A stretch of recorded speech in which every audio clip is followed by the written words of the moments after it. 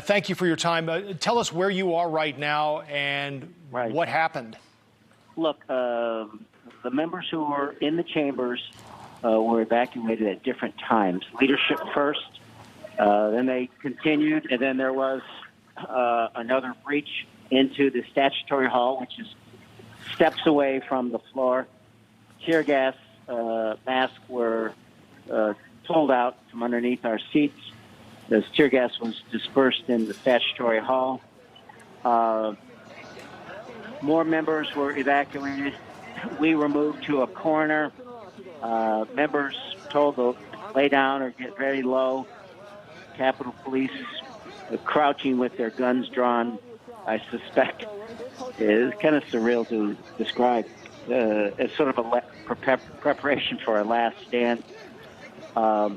The main entrance onto the United States House floor was barricaded with, I swear to God, makeshift furniture, chairs, and 6 Capitol Police holding it as the armed folks outside were smashing glass, trying to break through, guns drawn.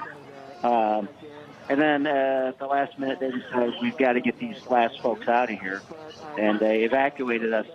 We are now at this location. Representative Quigley, do you feel safe? What are you seeing around you now? I'm in a large committee meeting room with, I think, most of the members who were on the floor. And they're either doing what I'm doing, talking to the press to let them know what's happened, or they're calling their family to pull them off the ceiling.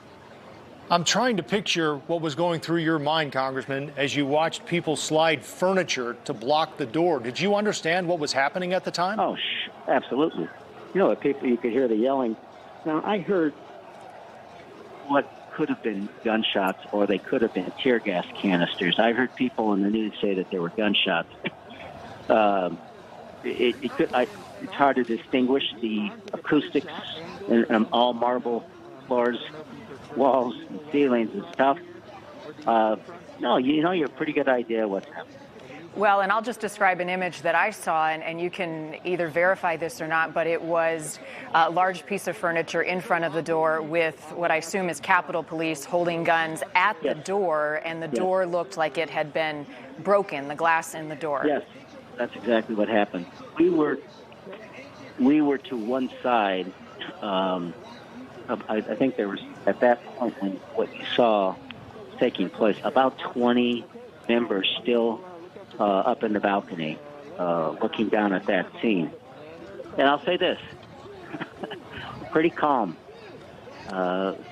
Most were calling their family, saying they're okay. Did the law enforcement officers on your side of those doors fire any shots? What were they saying? They were, you couldn't hear what they were saying. They were shouting. They were trying to yell instructions to us. There was some confusion. The entrance to each door on the house is 2 sets of doors, right? So if I'm not mistaken, someone knocked on one of the doors and someone opened it, and it was the wrong person to open to. They were able to keep them out, but let's just say we weren't prepared for this. But Congressman, what did you think might happen today? As we went into this, many of us wondered how this would go, the certification of the Electoral College vote. Were you worried at all that something like this might happen?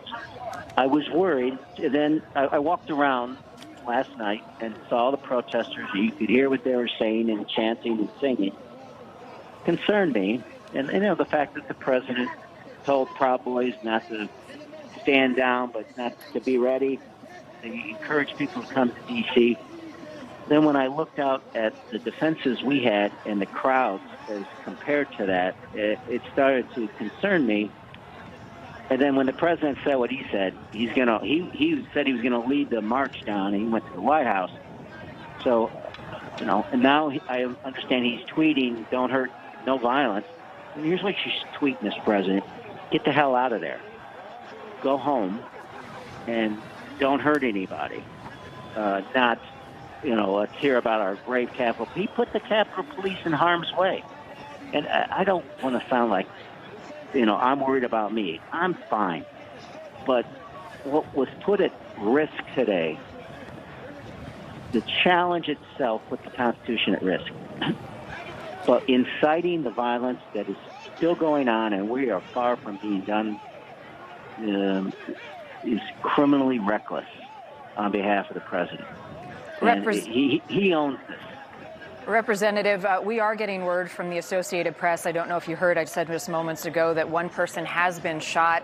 We don't know their condition. What are you being told about the situation right now, and what is next for you and those around you? I think everyone's under the assumption that this is all very organized and coordinated. This is a mess.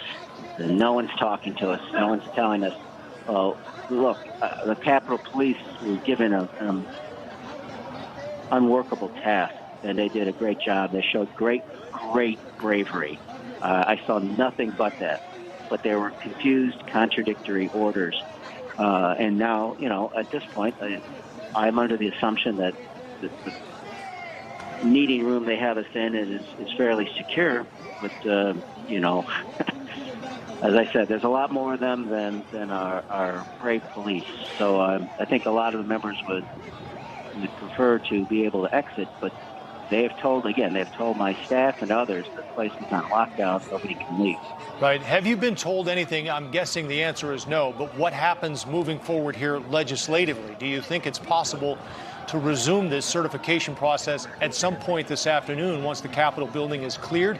Do you think it should? Yes. You can't, look, there are some things more important than our health and safety, and that is the standing and strength of this democracy. And to let an armed mob, even if it's decided by the president, disrupt that process, this is as core as it gets for our democracy, right? So much for the peaceful transfer of power. We simply can't let them win. And some of the members are a little snappy with each other. I was wondering, do you think, Representative, that what has happened here over the last hour changes what will happen over the next 6 or 8? Do you think the people on the Republican side who were objecting to these votes might see what's happened here and say, maybe we should pull back? I'm afraid the answer is no. I think that Mitch McConnell finally got up a backbone to say this was a bad thing to do today. Do I think this changes the minds of those that are way out there? It seems trite to say this, but we miss Hunter Thompson, the great gonzo journalist. If you just went through what we went through, he wrote, "When the going gets weird, the weird turn pro." I don't think those folks care. Representative, I want to jump in real quick with an update. We have just gotten word that the governor of Virginia is now sending in state troopers to Washington, D.C. to assist with what is happening. As you are continued to be in lockdown, first your reaction to that and also what you anticipate to hear, hopefully in the next few minutes, from President-elect. Here's what I want to hear from the president. I want to make sure he gets the National Guard here.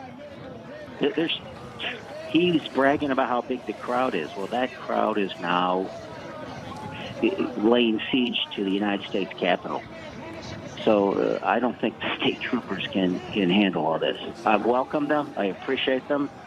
If you just went through what we went through, we need the National Guard. They need to clear out the Capitol. They need to circle it. They need to make sure it's safe. And we need to get going with this. And I have no problems going back into that work. The risks don't matter as much to us as it is to our country. I've got to hop off in a second here. Sure. Congressman, thank you very much. It does sound, I'm seeing some reporting now that it appears that the National Guard has been called in. Congressman Mike Quigley from the 5th District of Illinois, thank you for your time, Congressman. Thank you. Take care.